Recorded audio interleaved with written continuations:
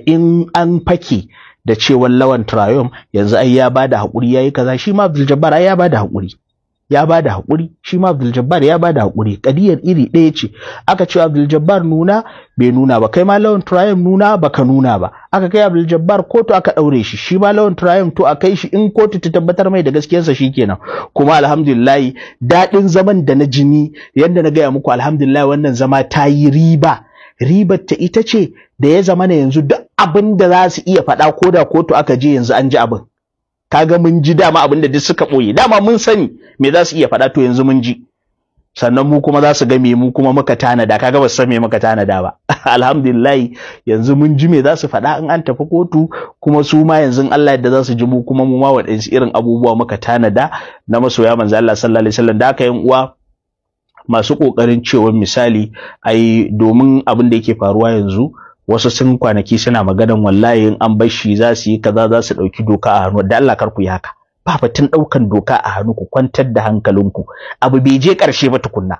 Kar kowa ya dauki doka a hannunsa, ya bar gwamnati ta yi aikin ta, ya bar jami'an tsaro su yi aikin su, kar kowa ya dauki doka a hannu. Kuma ka kwantar da hankalinka, ka kaddara sun sake Lawan Triumph, kuma za su iya, za su sake shi, zai zaman to free, zai yi kaza.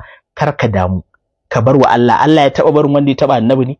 Wallahi Allah ba zai bari ba, wallahi Allah ba zai bari ba. Muna baku ishara mu anan Bauchi, sun taro karfin su daga dukkan Najeriya, sun zo sun bawa Dr. Jaki kariya anan Bauchi. To daga ƙarshe bayan sun gama bashi kariyan suna ganin yayi free, da Allah ya tashi yin hukuncin sa, akwai wanda ya isa ya tara hukuncin Allah? Ba wanda ya isa ya tara hukuncin Allah. To shi ba ku bashi, ya riga ya gatsu gubar da bata da antidote, bata da magani.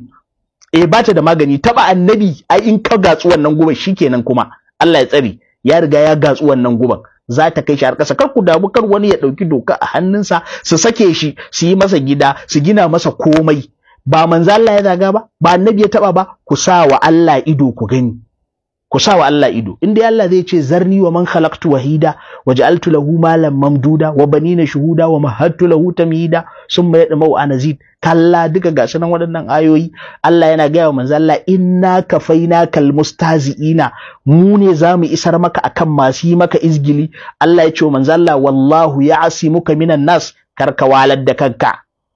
Su sake shi dan ya Rasulullahi in sun ga dama. Hatta gwamnan ma in ya ga dama kar ya bi bayan manzon Allah, ya bi bayan Lawan Triumph din, su sake shi. Ku sa wa Allah ido kawai, ku sa wa Allah ido. Ai ta addu'a kawai.